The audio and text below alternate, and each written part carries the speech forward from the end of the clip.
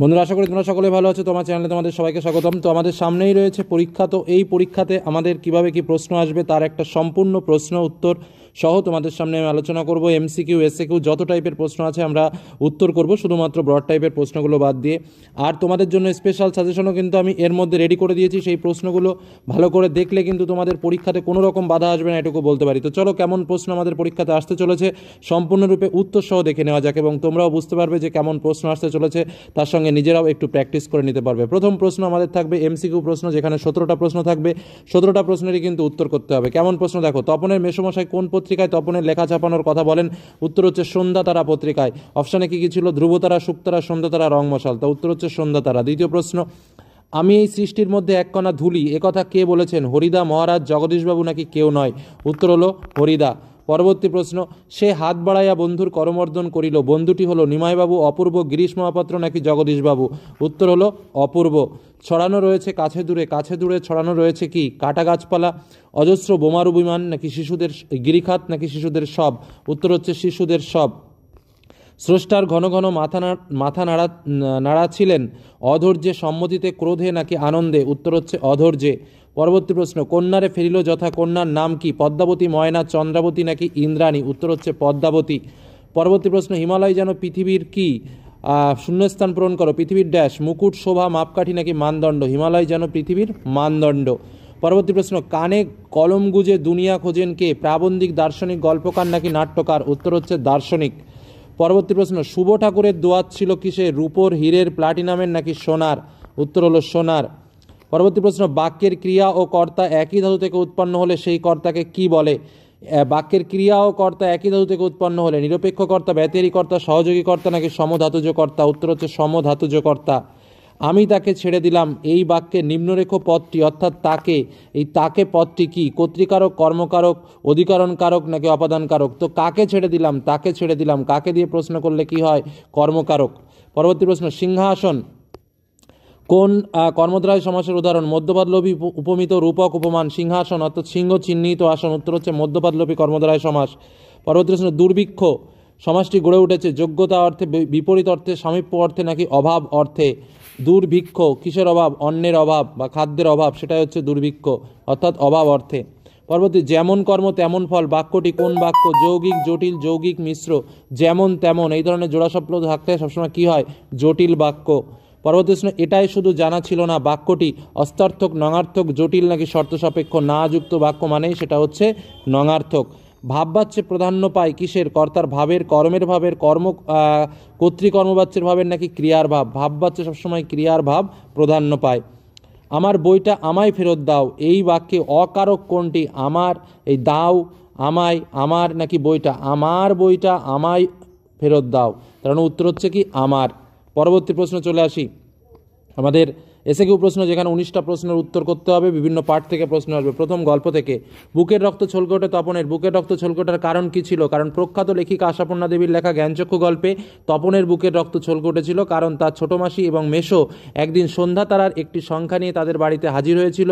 ওই পত্রিকাতেই তপনের লেখা গল্প প্রথম দিন ছাপা হয়েছিল, তাই ছাপার অক্ষরে নিজের লেখা দেখবে, সেই আনন্দেই তার এরূপ হয়েছিল। কিন্তু মাস্টারমশাই একটু রাগ করেননি। কোন ঘটনায় মাস্টারমশাই রাগ করেননি? বহুরূপী গল্পে হরিদা একবার পুলিশ সেজে দয়ালবাবু লিচু বাগানে স্কুলের 4টি ছেলেকে ধরেছিলেন। তারপর স্কুলের মাস্টারমশাই এসে নকল পুলিশ হরিদাকে ঘুষ দিয়ে ছেলেগুলোকে ছাড়িয়ে নিয়ে গিয়েছিলেন। এই ঘটনায় মাস্টারমশাই একটু রাগ করেননি। দেখি তোমার ট্যাকে এবং পকেটে কি আছে? তার ট্যাকে এবং পকেটে কি ছিল? শরৎচন্দ্র চট্টোপাধ্যায়ের লেখা পথের দাবী রচনাংশে গিরিশ মহাপাত্রের ট্যাগ থেকে একটি টাকা ও গন্ডা ছয়েক পয়সা এবং পকেট থেকে একটি লোহার কম্পাস, মাপ করবার কাঠের একটি ফুটরুল, কয়েকটা বিড়ি, একটা দেশলা এবং একটা গাজার কলিকা পাওয়া গিয়েছিল। বলতে গেলে ছেলে দুটোর সবই একই রকম, তফাৎ শুধু এই যে, তফাৎটা কি? অদল বদল গল্পে ছেলে দুটোর বয়স, পারিবারিক পটভূমি এবং মানসিকতা সবই এক রকমের থাকলেও শুধু তফাৎ ছিল এইটুকু যে অমৃতের বাবা আর মা 3 ভাই, আর ইসাবের আছে শুধু বাবা। বড় ভয় করিতে লাগিল নদের চাঁদে, নদের চাঁদ ভয় পেল কেন? কারণ নদীর বিদ্রোহ গল্প অনুসারে বর্ষণপুষ্ট স্ফীত নদীর উন্মত্ত জলরাশি ও তার গর্জন নদের চাঁদের চেতনা যেন প্রায় লুপ্ত করে ফেলেছিল। তার ওপর প্রবল বৃষ্টিপাত নদীকে যেন আরও খেপিয়ে তুলেছিল। সঙ্গহারা একলা নদের চাঁদ নদীর এই বিদ্রোহকে ভয় পেয়েছিল। এবার কবিতা থেকে প্রশ্ন, মাথায় কত শকুন বা চিল, শকুন বা চিল পাখি দুটি কবিতার কি ব্যবহৃত অর্থ? দূরভিসন্ধি সম্পন্ন স্বার্থান্ধ মতলব বা যুদ্ধ ব্যবসায়ীদের বলতে কবি চিল ও শকুন পাখি দুটি ব্যবহার করেছেন। পরবর্তী প্রশ্ন, সমুদ্র নিরীপতি সুতা, সমুদ্র নিরীপতি সুতা কে? আলাউলের পদ্মাবতী কাব্যে সমুদ্র নিরীপতি সীতা হলেন পদ্মা এবং জায়সির পদ্মাবত কাব্যে তার নাম ছিল লক্ষ্মী। বধুরা প্রদীপ তুলে ধরো, কার উদ্দেশ্যে কেন বধুরা প্রদীপ তুলে ধরবে? কারণ কাল ভয়ঙ্করের বেশে আসা হয়ে সুন্দরকে বরণ করে নেওয়ার জন্য বধুরা প্রজ্বলিত প্রদীপ তুলে ধরবে। অভিষেক করিলা কুমারে, কুমার কে? কুমার অভিষেক ক্রিয়া কিভাবে সম্পন্ন হয়েছিল? কুমার হলেন রাক্ষস কুলশেখর ইন্দ্রজিৎ। পবিত্র গঙ্গাজল দিয়ে নিয়ম অনুসারে মেঘনাথের অভিষেক প্রক্রিয়া সম্পন্ন করেছিলেন রাবণ। আয় আরও বেঁধে বেঁধে থাকি পংক্তিটির মাধ্যমে কবি কি বলতে চেয়েছেন? কবি মানুষে মানুষে মিলনের সেতুবন্ধন রচনা করতে চেয়েছেন, কারণ একমাত্র ঐক্যবদ্ধ জনতাই পারে সব রকম প্রতিকূলতাকে জয় করে মানবতার জয়গান গাইতে। এবার আমরা চলে আসবো পরবর্তীতে আরও কিছু এসএকিউ টাইপের কোশ্চেন আমাদের রয়েছে। যেমন বড়রা শিখিয়ে দিয়েছিলেন, মানে প্রবন্ধ থেকে বড়রা কি শিখিয়ে দিয়েছিলেন? হারিয়ে যাওয়া কালিকলম প্রবন্ধে বড়রা শিখিয়ে দিয়েছিলেন করম ছুচালো করে মুখ চিরে দিতে, যাতে একসঙ্গে কালি গড়িয়ে না যায়। তখন বৈজ্ঞানিক রচনা সুসাধ্য হবে। কখন সুসাধ্য হবে বলে লেখকের ধারণা? ভারতবর্ষের সাধারণ মানুষের প্রাথমিক বিজ্ঞান সম্বন্ধে ধারণা অত্যন্ত কম। এই দেশে বিজ্ঞান শিক্ষা বিস্তৃত হলে এই অসুবিধা দূর হবে। তখন বৈজ্ঞানিক রচনা সুসাধ্য হবে বলে লেখকের মত। একটি দোষ প্রায় নজরে পড়ে। কোন দোষের কথা বলা হয়েছে? বাংলা বৈজ্ঞানিক প্রবন্ধে লেখক রাজশেখর বসু যে দোষটি প্রায় দেখতে পেয়েছেন তা হলো না জেনে বা কম জেনে তথ্য পরিবেশন করা, যাকে লেখক বলেছেন অল্পবিদ্যা ভয়ঙ্করী। কেরি সাহেবের মুন্সি কাকে বলা হয়? উইলিয়াম কেরির বাংলা বিষয়ের শিক্ষক রামরাম বসুকে কেরি সাহেবের মুন্সি বলা হয়। এবার ব্যাকরণের প্রশ্ন, বিভক্তি কাকে বলে? যে বর্ণ বা বর্ণ সমষ্টি শব্দ বা ধাতুকে পদে পরিণত করে অথবা বাক্যে ক্রিয়াপদের সঙ্গে নামপদের সম্পর্ক বা অন্যায় সাধন করে তাকে বিভক্তি বলে। নির্দেশক ও বিভক্তির পার্থক্য কি? নির্দেশক ব্যক্তি বা বস্তুবাচক পদের সঙ্গে যুক্ত হয়ে ব্যক্তি বা বস্তুকে নির্দেশ করে, আর বাক্যস্থ পদের মধ্যে সম্পর্ক গড়ার চেয়ে সংখ্যা বা পরিমাণ নির্দেশ করে বাক্য। অন্যদিকে বিভক্তি শব্দের সঙ্গে যুক্ত হয়ে শব্দকে পদে পরিণত করে এবং বাক্য পদের মধ্যে সম্পর্ক গড়ে তোলে। আরেকটা পার্থক্য দিতে পারো, শব্দের সঙ্গে নির্দেশক যোগ হওয়ার পর তাতে বিভক্তি যোগ হতে পারে, আর শব্দের সঙ্গে বিভক্তি জুড়ে যাওয়ার পরে সেই শব্দের সঙ্গে নির্দেশক যোগ হওয়া অসম্ভব। পরবর্তী প্রশ্ন, সম্বোধন পদ কাকে বলে? বাক্যে যে বিশেষ্য পদের মাধ্যমে কাউকে সম্বোধন করা হয় বা ডাকা হয় তাকেই সম্বোধন পদ বলে, যেমন ওরে গণেশ সেখানে আয়। উপপদ তৎপুরুষ সমাস কাকে বলে? উদাহরণ দাও। পূর্বপদের সম্বন্ধের বিভক্তি চিহ্ন র, দের প্রভৃতি লোপ পেলে তাকে সম্বন্ধ তৎপুরুষ সমাস বলা, যেমন বীর পূজা বীরের পূজা, রাজপুত্র রাজার পুত্র। আমাদের বায়ে গিরিখাত রেখাঙ্কিত পদটি মানে গিরিখাতটি, ঠিক আছে। ব্যাসবাক্য সহ সমাস কি? তোমরা লিখবে গিরিখাত, গিরির মধ্যবর্তী খাত, এটা হচ্ছে মধ্যপদলোপী কর্মধারায়। আসক্তি কাকে বলে? বাক্য নির্মাণের আর একটা অন্যতম শর্ত হলো আসক্তি, অর্থাৎ বাক্যের অন্তর্গত পদগুলির মধ্যে রূপতাত্ত্বিক সঙ্গতি ও বিন্যাসের নৈকট্য বা ক্রম। যেমন আমি স্কুলে যাই, এই বাক্যে আমি উত্তম পুরুষ বলে যাই ক্রিয়াটি উত্তর পুরুষে ব্যবহৃত হয়েছে। নির্দেশক বাক্য কাকে বলে? যে বাক্যে কোনো তথ্য বা সংলাপ বা কোনো কিছুর সম্পর্কে বিবৃতি বা নির্দেশ দেওয়া হয় বা অস্বীকার করা হয় তাকেই নির্দেশক বাক্য বলে। যৌগিক বাক্যকে সরল বাক্যে রূপান্তর করতে গেলে কি করতে হয়? সরল বাক্যে রূপান্তর করতে গেলে প্রথমেই বাক্যের অব্যয়গুলোকে তুলে ফেলতে হবে, তারপর বাক্যের মূল সমাপিকা ক্রিয়াটি ছাড়া অন্য সমাপিকা ক্রিয়াগুলোকে অসমাপিকা ক্রিয়ায় পরিবর্তন করতে হবে। কর্মবাচ্য কর্মকর্তৃবাচ্য কাকে বলে? উদাহরণ দাও। কর্মপদ যদি কর্তার মতো ভূমিকা পালন করে, অর্থাৎ যে বাক্যে কর্তা থাকে না কর্মই কর্তার ভূমিকা পালন করে, তাকে কর্মকর্তৃবাচ্য বলে। যেমন ভোরবেলায় একটা বাঁশি বেজে ওঠে, বা কলসিটা ভেঙে গেছে, হঠাৎ সবাই কথা থেমে গেল, ডোমপাড়ায় বাস পাড়ছে, এরকম। সমধাতুজ কর্তা কাকে বলে? কর্তা ও ক্রিয়া যদি একই ধাতু থেকে নিষ্পন্ন হয় তবে সেই কর্তাকে সমধাতুজ কর্তা বলে। যেমন নেপালে রোজ ভূমিকম্পর ঘটনা ঘটছে, ঠিক আছে। তারপরে চলে আসো, যেমন কাঁদুনি কাঁদছে, এরকম সমধাতুজ কর্তা, ঠিক আছে। আচ্ছা যাই হোক, তারপরে চলে আসো আমরা 3 মার্কের প্রশ্ন। 3 মার্কের প্রশ্ন চলে আসো, এই যে হ্যাঁ, ওই ধরনের কাজ প্রথমে গল্প থেকে আসবে দুটো একটা লিখতে হবে, তারপরে কবিতা থেকে দুটো আসবে একটা লিখতে হবে, তারপরে 5 মার্কের প্রশ্ন গল্প থেকে আসবে দুটো একটা লিখতে হবে, তারপরে 5 মার্কের প্রশ্ন কবিতা থেকে আসবে দুটো একটা লিখতে হবে। প্রথম গল্পের প্রশ্ন থাকবে আমাদের পরীক্ষায়, ওই ধরনের কাজ হরিদার জীবনের পছন্দই নয়। হরিদার কোন কাজ পছন্দ নয়? আজ তোমাদের একটা জবর খেলা দেখাবো, কথাটি কে কাকে বলেছিল? নেক্সট কোশ্চেন কবিতা থেকে, সাজিছে রাবণ রাজা সাজার কারণ কি তার শয্যার পরিচয় দাও। আরেকটা প্রশ্ন, গান তো জানি একটা দুটো আঁকড়ে ধরে শেখর কুটো, উক্তিটি কার? তিনি গানকে কিভাবে গ্রহণ করেছেন?